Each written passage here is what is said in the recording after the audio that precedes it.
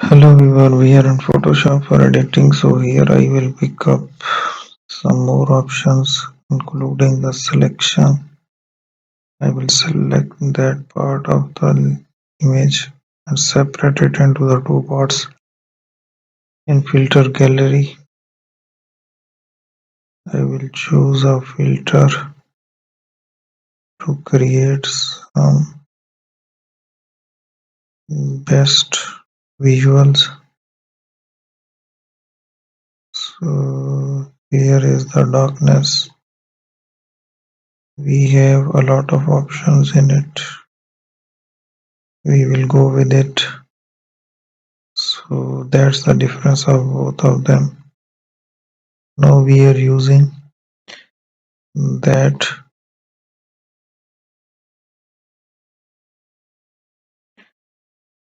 So here it is. It's a refine edges option we have used for it, but it will come on and get it. Thank you for watching.